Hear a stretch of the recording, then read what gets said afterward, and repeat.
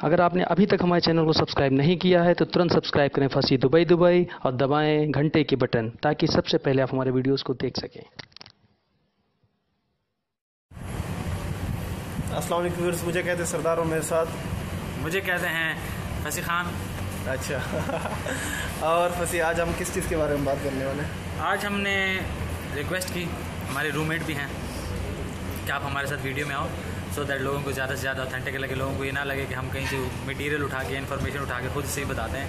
क्योंकि हमसे अब कुछ लोग 2-3 लोग सरदार मुझसे व्हाट्सएप पे पूछ रहे हैं जो सऊदी में ऑलरेडी हैं, जो एक्सपीरियंस ले चुके हैं, और कुछ लोग पाकिस्तान और इंडिया से भी। क्योंकि हमें मेनली हमने ऑब्जर्व ये किया कि वो लोग फॉलो करते हैं जो या मैट्रिक पास या मैट्रिक फेल हैं, या 12वीं पास या 12वीं फेल हैं, और जो या ड्राइवर हैं या हमारी तरह के ही लेबर में हैं।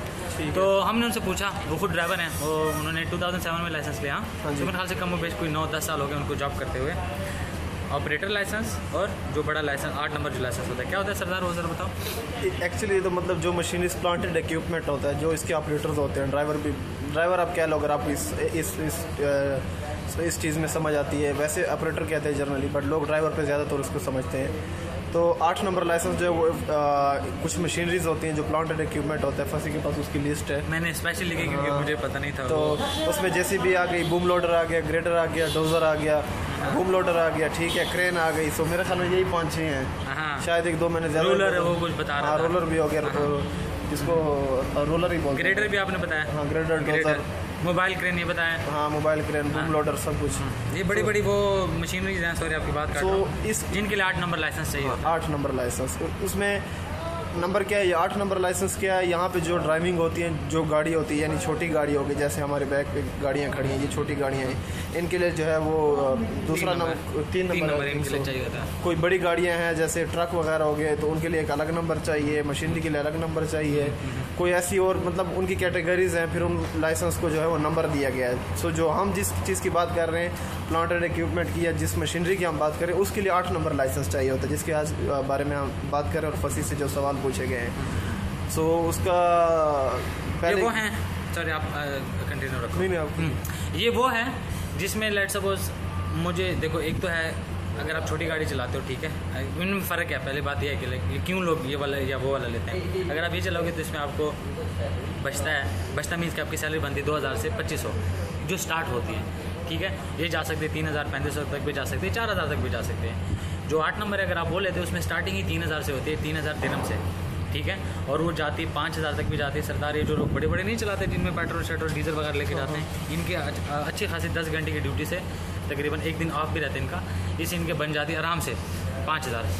दूसरा फैसला ये, सॉरी टोक रहा हूँ आपको, यहाँ पे अपनी फील्ड पे भी डिपेंड करता है ना। अभी आपने पाकिस्तान में अगर 8-10 साल मशीनरी चलाई हुई है, आपने जो है वो जेसीबी चलाई हुई है, सो यहाँ पे आगे आपको गाड़ी में इंटरेस्ट नहीं रहते या वैसे नहीं चला पाते हो, तो अपनी एक फील्ड रहती है, चाहे वो जो भी हो। सैलरी का वो एक अलग मतलब चीज़ है कि सैलरी का तो वो फ़र्क रहेगा, लेकिन बंदे की एक फील्ड रहती है। एक बंदे ने 8 साल बूम लोडर चलाया हुआ, तो उसको ये गाड़ी चलाने में प्रॉब्लम होगी, वो चलाना नहीं चाहता, वो इंटरेस्टेड नहीं होगा। सो ये चीज़ भी होती है, ये चीज़ है। और दूसरे है कि सरदार में सैलरी का इसलिए बता रहा हूँ क्योंकि मुझे लोग कहते हैं भाई मैं मैट्रिक फेल हूँ या मैट्रिक पास हूँ, मुझे कितनी दिरहम की तनख्वाह मिल सकती है। तो हम अब ज़्यादा से ज़्यादा इस तरह की वीडियोज़ इसलिए बना रहे हैं कि अगर हम रिस्पॉन्ड ना कर सकें तो आप लोगों को इस चीज़ का चांस ही ना मिले कि आपको कुछ पूछना पड़े। ऑलरेडी सब आपके लिए उस चीज़ पे एक वीडियो बनी हुई हो। अच्छा, अब आते हैं कि 8 नंबर लाइसेंस का तो हमने बता दिया कि भाई जान आपकी सैलरी इतनी होगी और यही आप गाड़ी चला सकते हो, यही मशीनरी आप ऑपरेट कर सकते हो। देखो ऑपरेटर और ये जो मशीनरी इसलिए हम कह रहे हैं क्योंकि जो क्रेन होता है सरदार, आई गेस वो तो गाड़ी पूरी नहीं होती ना, वो तो हम उसको व्हीकल नहीं कह सकते, वो तो एक ऑपरेट मशीन होता है जिसको आपने ऑपरेट करना होता है, क्रेन की थ्रू चीज़ें। मोबाइल क्रेन है वो चलती भी है, टावर क्रेन तो नहीं चला पाते हो, लेकिन जो मोबाइल क्रेन है वो टावर क्रेन जो उसके लिए भी 8 नंबर ही चाहिए होता होगा ना, उसके लिए वो अलग होती है, उसके लिए थर्ड पार्टी चाहिए होती है। खैर वो कंस्ट्रक्शन वो एक डिफरेंट कॉन्सेप्ट है, हम बताने की कोशिश। मोबाइल क्रेन की हम बात कर रहे हैं, हम टावर क्रेन की बात नहीं कर रहे हैं। हम खैर मुझे तो टावर ट्रेन का भी नहीं पता वो होता क्या है, बट द थिंग इज हाँ कि लाइक इस पे आपका खर्चा कैसा है। देखो नेक्स्ट क्वेश्चन अब आपका ये हो सकता है कि चलो फसी भाई आपने तो बता दिया कि मेरी सैलरी इतनी है और ये काम है, लेकिन इस पे खर्चा कितना आता है। खर्चा ये आता है, मैं बता दूं सरदार, आप एक्सप्लेन करोगे? नहीं प्रॉब्लम नहीं, आप बताएं, फिर मैं दूसरी चीज़ पे बात करूंगा। ओके, वो खर्चा ये है कि आपका जब वीज़ा निकलता है, ठीक है, डेफिनेटली जब आप लाइसेंस इस चीज़ को चलाने के लिए आपके पास लाइसेंस ज़रूरी है, और लाइसेंस पे आपको यहाँ पे टाइम लगता है। और लाइसेंस आप ऐसे नहीं कि आप विजिट वीज़ा पे आप लाइसेंस के लिए अप्लाई कर सकते हो। ड्राइविंग लाइसेंस के लिए आपके पास यहाँ का रेजिडेंस वीज़ा या यहाँ का एम्प्लॉयमेंट वीज़ा होना चाहिए, ठीक है। अच्छा, रेजिडेंस वीज़ा क्या होता है? रेजिडेंस वीज़ा होता है लोकल के घर का। आप उसके घर पे माली के तौर पे आते हो, किसी छोटे मोटे बच्चों की देखभाल करने वाले आते हो, ठीक है, वो रेजिडेंस वीज़ा होता है आपके पास लोकल के घर का। एम्प्लॉयमेंट वीज़ा आपके पास होता है जो आपके ट्रांसपोर्ट की कंपनीज देती हैं, जो इस ड्राइविंग लाइसेंस के लिए ज़्यादा सूटेबल है, ठीक है। क्यों सूटेबल है वो भी बताते हैं। तो वो आपको चाहिए होता है, वो आपको मिलता है तकरीबन 10,000 दिरहम में आपको दिया जाता है। जो भी आपका बंदे होते हैं पाकिस्तान में जो दे रहे होते हैं, इंडिया में जो दे रहे होते हैं, वो आपको तकरीबन 8 से 10,000 का, अगर आपका रेफरेंस 8,000 में आ जाता है, रेफरेंस नहीं तो 10,000 दिरहम में आपका वो आ जाता है। लाइसेंस आपका आता है, मैंने सरदार से क्रॉस चेक भी किया, क्योंकि वो तो बता रहा था, जिस बंदे से हमने पूछा कि 40-50 दिन में उसको मिल गया था, लेकिन सरदार बोल रहे थे कि तकरीबन 4 से 5-6 महीने लग जाते हैं। तो 4 से 5-6 महीने में जो आपके ड्राइविंग पे खर्चा आता है सिर्फ ड्राइविंग लाइसेंस पे, वो तकरीबन 5 से 6,000 दिन समझ लो। कैसे समझ लो, आप पहले ट्राई पे पास नहीं करते, फिर से दूसरी ट्राई देने उसके लिए कुछ पैसे देने पड़ते हैं। और इसके अलावा जब आप यहाँ पे रह रहे हो तो हर मंथ जो आपका मंथली खर्चा वो भी आ जाता है। तो आप राउंड अबाउट समझो कि आपका 20,000 दिरहम बहुत टाइट करके भी सरदार अगर करते हो वीज़ा के साथ, और वीज़ा आपका 2 ईयर्स का होता है जो ट्रांसपोर्ट का वीज़ा होता है, तो उस पर आप ये वीज़ा उसके लिए लाइसेंस के लिए अप्लाई करते हो, आप लाइसेंस लेते हो। जब लाइसेंस ले लेते हो फिर आप जैसे बाकी जॉब्स के लिए आप हंटिंग करते हो, बाकी जॉब्स के लिए आप अप्लाई करते हो, तो उस तरह आप कर लेते हो। बल्कि जिस ट्रांसपोर्ट से आपने वीज़ा लिया होता है वही ट्रांसपोर्ट ही आपको कोई ना कोई सजेस्ट कर देता है। अगर आप उसी के पास वापस जाओ कि भाई मैंने आपसे वीज़ा लिया था, मैंने 6-7 महीने में लाइसेंस ले लिया, मेरे पास बाकी 13, 14, 15 महीने हैं, तो मुझे कोई जॉब अगर दिलवा सकते तो बेटर रहेगा। ओके, सो फसी ने जैसे बताया सारी डिटेल्स आई थिंक सो बता चुके हैं, बट ये होता है कि जब आप यही मशीनरी आपका वहाँ पे चलाना ज़रूरी है पाकिस्तान इंडिया में टू गेट द एक्सपीरियंस। अगर आपके पास कोई भी स्किल होना ज़रूरी है। मैंने येस्टरडे कल की जो वीडियो है उसमें भी बात की थी कि अगर आपने पढ़ा हुआ नहीं है तो डेफिनेटली आपके पास कोई ऐसी टेक्निकल स्किल होगी या नॉन टेक्निकल या टेक्निकल ऐसी कोई स्किल रहेगी कि क्योंकि आपने अगर 18-20 साल अपने घर में गुजारे हैं, तो अगर आप स्कूल नहीं गए तो या स्कूल गए हैं तो कम पड़ा है, तो फिर कुछ ना कुछ हुनर फ़न आपको आता हो, ये तो डेफिनेटली श्योर है। कोई ऐसा बंदा मेरे ख्याल में नहीं होगा कि किसी को कोई चीज़ नहीं करने आती है, क्योंकि अगर वो पढ़ा नहीं तो घर वाले भी ऐसे बंदे को वेला फारग नहीं बैठने देते कि कोई ना कोई काम करो, और बंदा खुद भी बोर होता है, सो इसलिए कुछ ना कुछ करता रहता है। अब हम स्पेसिफिकली आज इसके ऊपर बात कर रहे हैं, तो इस मशीनरी का आपको चलाना आना ज़रूरी है। अगर आप पाकिस्तान इंडिया में कहीं पे भी रहते हैं, ज़्यादातर मेजॉरिटी जो पाकिस्तानी इसकी आती है, इंडियन की इतनी ज़्यादा नहीं आती, वो आते भी हैं तो ज़्यादातर टावर क्रेन में आते हैं या मोबाइल क्रेन में, जो पाजी लोग हैं, सरदार लोग वो आते हैं। हाँ, तो ज़्यादातर फिर पठान आ जाते हैं पाकिस्तान से, ड्राइविंग और ऑपरेटिंग सिस्टम में आ जाते हैं। अब आपका पाकिस्तान इंडिया का एक्सपीरियंस होना ज़रूरी है। यहाँ पे अगर आप पहले तो लाइसेंस लेने के लिए, to get the license, try pass करने के लिए आपको मशीन का अच्छा भला इल्म नॉलेज होना ज़रूरी है, उसको कैसे अपलोड किया जाता है। आप यहाँ पे अगर तालीम कर भी लेते हो, उससे लाइसेंस ले लेते हो, लेकिन बाद में आप कहीं पे भी जाते हो तो आपको काम करने में दिक्कत नहीं हो, सो उसकी वजह से आपका वहाँ पे ट्रेन होना ज़रूरी है। और आपका इंटरेस्ट भी है या नहीं उस चीज़ में आपको चेक करेंगे कि आप वो चीज़ करने के लिए विल हो या नहीं हो, ये भी आपको अपनी विलिंगनेस भी चेक करनी है। क्योंकि अगर आप पाकिस्तान इंडिया में नहीं चला के आओ, यहाँ पे आप वीज़े पे जो है वो हज़ारों दिरहम का खर्चा करके आए हुए। थोड़ा सा मैं टॉपिक से हट रहा हूँ, बट कॉन्सिक्वेंसेस बताना ज़रूरी है, क्योंकि ये एक ऐसी चीज़ है इसके ऊपर बंदा फिर लाखों रुपए 20,000 आपके लगेंगे भाई। हाँ, 20,000 दिरहम। तो वही अगर आप पाकिस्तान इंडिया में ये चीज़ नहीं चलाई, यहाँ पे आप आ गए हमारे कहने पे, और फिर आपका जो है वो लाइसेंस नहीं ले पा रहे हैं, पास नहीं हो रही है वो चीज़ आपसे एग्जैक्टली, और फिर या कोई और मुश्किल आ जाती है, आप इंटरेस्टेड नहीं हो उस काम में, तो बाद में आप हमें बुरा भला कहो, उससे बेहतर है। तो मैं पहले बता रहा हूँ, पाकिस्तान इंडिया में ये काम करके हैं। अगर आप इस चीज़ में आना चाहते हैं, फसी ने बताया लोग 3,000 का नाम सुनते तो भागने लग जाएंगे, जब यहाँ पे आएंगे तो फिर कोई नुकसान हो जाता है तो फिर गालियाँ देते हैं, और कब फ़ायदा होते हैं तो फिर थैंक यू का मैसेज भी नहीं करते हैं। और दूसरा ये कि अगर जैसे, क्योंकि कुछ लोगों ने, एक बंदे ने कल भाई ने रब्ता किया कि मैं 50 ईयर्स का हूँ तो मुझे जॉब मिल सकती है। मैंने बोला आप बेटर है कि आप मत आओ। क्यों? यहाँ पे यंग यूथ को भी देखा जाता है कि आप कितने यंग हो, जो सीधी सी बात है। अच्छा, अगर आपके पास सऊदी का लाइसेंस है, तो अगर आपके पास सऊदी का लाइसेंस है, उसकी बेस पे आप डायरेक्ट यहाँ पे ड्राइविंग नहीं कर सकते, ठीक है। आपको यहाँ पे डायरेक्ट आपको ये प्रिविलेज दिया जाता है कि आपके पास सऊदी का लाइसेंस है तो आप ट्राई दे दो। जो आपकी स्टडी वाले जो 40 डेज़ की जो 40 क्लासेस, गोल्डन चांस, उसको गोल्डन ट्राई बोलते हैं। हाँ, जो आपका 40 क्लासेस होती हैं वो आपकी वेव ऑफ कर दी जाती हैं, आपको डायरेक्ट रोड ट्राई दी जाती है। अगर आपने वो क्लियर कर लिया तो आपको लाइसेंस मिल जाएगा, तो उसकी मेरे ख्याल से 500 से 1000 दिरहम मैक्सिमम लगते होंगे, ठीक है। लेकिन डायरेक्ट आप ये नहीं कि आप ये कहो कि फसी भाई मेरे पास सऊदी का लाइसेंस है तो क्या मैं वहाँ पर चला सकता हूँ? आप बिल्कुल नहीं चला सकते जब तक आप यहाँ के ड्राइविंग स्कूल को या RTA, जो RTA में रोड्स एंड ट्रांसपोर्ट अथॉरिटी जो है, जो यहाँ की लोकल है, उसको अगर आप ट्राई दे के क्लियर नहीं कराओगे तब तक आप ड्राइविंग नहीं कर सकते। सो इसका वीज़ा की जो कॉस्ट है फसी ने बताई 10 से 12,000 9,000 ऐसे है इसके राउंड में। और जो वीज़े का ख़र्चा है वो आराम से 5-6 हज़ार। सो आप समझ लीजिए कि आपका 15 से 20 हज़ार का टाइट किस्म का बजट है। उसमें रूम का रेंट, खाने का और ट्रांसपोर्टेशन का, फ़ोन का बेसिक चीज़ें बता रहे हैं ताकि आप लोग को सारी जो चीज़ें हैं वो माइंड में रहनी चाहिए। हाँ, एक पॉइंट मिस हो गया जो मैंने कहा था कि उस पर भी बात करें कि लाइक इसके लिए देखो, आप इस लाइसेंस के लिए अप्लाई करने के लिए आपके पास 2 ऑप्शन है। एक है लोकल के घर का वीज़ा और एक है ट्रांसपोर्ट का वीज़ा। लोकल के घर का वीज़े का डिसएडवांटेज ये कि जब आप वीज़ा ले लेते हो और जब आप लाइसेंस ले लेते हो तो वो आपको बोल सकता है कि आप वीज़ा कैंसिल कर लो अपना, जबकि आपके पास उसमें 2 साल का टाइम होता है। लेट्स सपोज आपने after 6 months you got your driving licence, now that your अरबाब is asking to cancel down your visa. Why? Because उसके पास भी एक कोटा होता है। गवर्नमेंट ऑफ यूएई हर लोकल को एक कोटा देती है, quota of sponsoring employees in terms of for his और her personal use at home. तो वो उसमें से वो देखता है कि भाईजान मैंने एक वीज़ा दिया हुआ है, अब एक वीज़ा वैसे ही लिंगर ऑन कर रहा है, उसने ड्राइविंग लाइसेंस भी ले लिया है, ठीक है, तो बेटर है मैं उसको कैंसिल करके मैं किसी और को दे दूँ।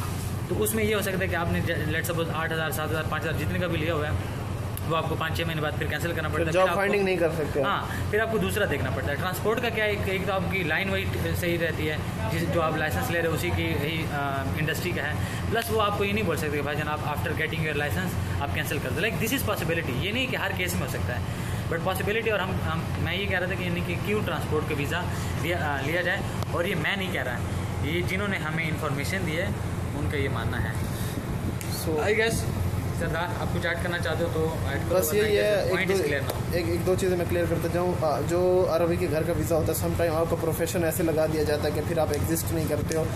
आपकी जो कैटेगरी होती है, प्रोफेशन जो होता है वो एलिजिबल नहीं होता है वो ट्राई देने के लिए। वो जो लाइसेंस आप लेना चाहते हैं उसके लिए वो एलिजिबिलिटी नहीं होती है। जो ट्रांसपोर्ट का है उसके ऊपर उन्होंने प्रोफेशन ही ऐसे दिया होता है और उनके प्रोफेशन होते भी इसी किस्म के हैं, और घर के जो डिफरेंट किस्म के प्रोफेशन होते हैं। सो वो जो ट्रांसपोर्टेशन के प्रोफेशंस हैं वो इसी टाइप के होते हैं जिसके ऊपर आप इजीली जो है वो लाइसेंस के लिए अप्लाई कर सकते हो। एलिजिबिलिटी जो है वो आपकी उसकी चांसेस या प्रॉब्ली चांसेस ही रहते हैं, ज़्यादातर चांसेस ही रहते हैं। नहीं हो सकता कि वो चांसेस ना रहें। अब दूसरी बात क्या है कि जैसे फसी ने बताया, अरबाब को जो है वो आपका 5-6 महीने बाद आपने लाइसेंस ले लिया, अब आप जॉब हंटिंग करोगे। तो अगर आपका अरबाब आपको कहता है वीज़ा कैंसिल करो तो आप ज़बरदस्ती नहीं कर सकते। तो वो क्या होता है कि आप जॉब हंटिंग नहीं कर सकते, आपको वापस जाना पड़ेगा, अंदर विजिट पे आना पड़ेगा, या फिर क्या नाम है दूसरा कोई एम्प्लॉयमेंट वीज़ा या इस तरह का ढूंढना पड़ेगा। फिर भी आपको जो है वो इतना ज़्यादा पैसा लगाना पड़ेगा। तो ट्रांसपोर्ट की इसलिए प्रायोरिटी दी जाती है कि अगर आप 5-6 महीने बाद अगर आपका लाइसेंस आपका हो गया, उसके बाद आप जॉब हंटिंग कर सकते हो। जॉब हंटिंग हो जाती है तो आप आराम से उसका बड़ा एडवांटेज ये है कि जो ट्रांसपोर्ट की कंपनी की आज ज़रा मैं थका हुआ हूँ शायद इसलिए बोला नहीं जा रहा मुझसे, बट मैं कोशिश कर रहा हूँ। और ये है कि ट्रांसपोर्ट के वीज़ा आप लेके आएंगे, ट्रांसपोर्ट के लोगों से लिंक रहेगा तो आप उसी सर्कल में रहेंगे। जॉब हंटिंग में आसानी होगी, गाइडनेस अच्छी मिलेगी, कैसे ट्राई पास की जाती है, किससे तालीम लेनी है, कैसे क्या करना है, उनको सारा प्रोसेस जो है वो पता होता है। तो वो आपको गाइड कर सकते हैं, जॉब हंटिंग में भी आपकी हेल्प कर सकते हैं। ये क्या दिखाना चाह रहे हैं फसी? मैं वीज़ा दिखाने की कोशिश कर रहा हूँ लेकिन बिल्कुल ही कुछ नहीं नज़दीक करें। हाँ, आप नज़दीक करें हो जाएगा। तो ये कहाँ पे लिखा हुआ है? प्रोफेशन मेरा ये है, सेल्स है आई गेस, ज़रा ब्लर दिखा रहा है बट यहाँ पे जो है ना ये प्रोफेशन। अच्छा, प्रोफेशन का मतलब क्या, ये बहुत इंपॉर्टेंट, क्योंकि आप लोग फिर उसके बाद ये पूछना स्टार्ट कर दोगे कि प्रोफेशन क्या है। तो profession is come on this side, sorry. तो प्रोफेशन इसके जब आपको यूएई गवर्नमेंट वीज़ा देती है या लोकल को भी अगर वो इशू करते हैं कि आप इतने बंदे लेके आ सकते हो, वो देखते हैं कि आप किस कैटेगरी में। जैसे मैं लेट सपोज अपनी कंपनी में सेल्स के डिपार्टमेंट में या सेल्स कैटेगरी में या सेल्स प्रोफेशन में मेरा वीज़ा निकला हुआ है। सरदार का सेफ्टी ऑफिसर का निकला हुआ है, ऐसे क्या उसका प्रोफेशन क्या है? सेफ्टी ऑफिसर उस पर लिखा हुआ है। कुछ ड्राइवर्स का होते हैं, लेकिन यहाँ पे ऐसा नहीं है कि बस वीज़ा निकल आया। यहाँ पे मीन्स कि आप किस डिपार्टमेंट, किस हुनर की बेस पे आ रहे हो, और उस प्रोफेशन की बेस पे हम वीडियोज़ में अक्सर कहते हैं कि आपके पास स्किल होना चाहिए। स्किल मीन्स कि आपके पास कोई प्रोफेशन होना चाहिए, किसी प्रोफेशन का आपको आइडिया होना चाहिए। जब आप उस प्रोफेशन में फिट बैठोगे देन आप उस काम में अच्छा एक्सेल कर सकते हो और अच्छा ग्रो कर सकते हो। जो नेक्स्ट हमारी इंशाल्लाह वीडियो होगी उसमें आपके वो सारे क्वेश्चंस के आंसर्स हो जाएंगे कि आप मैट्रिक फेल हो, आपको कितनी जॉब और किस तरह की जॉब मिल सकती है, कितने पैसों की मिल सकती है, आप मैट्रिक पास हो, 12वीं पास, 12वीं फेल हो, वो सब का एक चैनल हम तकरीबन 20 से 25 मिनट का वीडियो बनाएंगे जिसमें आपके सारे क्वेश्चंस क्लियर हो जाएंगे। उसके बाद काइंडली ये हमें ना सुनने को मिले इंशाल्लाह sir we are not getting rude, but the thing is कि आप लोगों के पेंडिंग मैसेजेस पड़े होते हैं, जब रिप्लाई नहीं किया जाता तो आप कहते हैं भाईजान जब रिप्लाई ही नहीं करना, जब बात ही नहीं करनी तो व्हाट्सअप या नंबर क्यों दिया हुआ है, या आपने वीडियोज़ क्यों बनाने स्टार्ट किए हैं। बात को वाइंड अप करते हैं। नेक्स्ट वीडियो के लिए इंशाल्लाह ज़रूर इंतज़ार करें। उसमें आपका 10वीं पास, 10वीं फेल, 12वीं पास, 12वीं फेल, कैसी जॉब मिल सकती है, कौन कौन सी जॉब मिल सकती है, कितनी सैलरी की जॉब मिल सकती है, क्या क्या आप उसे कर सकते हो, कैसे आप आगे लाइफ में एक्सेल कर सकते हो। At the last but not the least, subscribe. Yes sir, चले बस ठीक है, फिर नेक्स्ट वीडियो में बात कर देंगे। नेक्स्ट वीडियो में इसलिए कर देना कि सब कुछ इनको इसी वीडियो में बता दिया जाए, तो फिर ये नहीं, मैंने बस यही ऐड करना था। एक दिन आपने स्क्रीनशॉट एक बंदे का लगाया था जिसका, हाँ तो ऐड करो शॉर्ट। उसने उसके ऊपर फिर बहुत ज़्यादा आर्गूमेंट्स हो गए। तो एक बंदे ने ये आर्गूमेंट, एक बंदे ने ये कमेंट किया हो, तो उसके साथ थोड़ा मेरा आर्गूमेंट भी हो गया कि आप लोग जो है फिर सब्सक्राइब करने के लिए क्यों बोलते हैं, अगर आप फेसबुक पे या व्हाट्सएप पे रिप्लाई नहीं कर सकते। हम सब्सक्राइब करने के लिए बोलते हैं आपको यूट्यूब पे। इट मीन्स कि आपको यूट्यूब पे जितनी इन्फॉर्मेशन है वीडियोज़ के लिए हम आपको सब्सक्राइब करने के लिए बोलते हैं, इसलिए नहीं सब्सक्राइब करने के लिए बोलते हैं कि आप फेसबुक के हम उसके रिस्पॉन्सिबल हैं। फेसबुक या व्हाट्सअप अगर हम दे रहे हैं तो ये हमारा एहसान समझिएगा।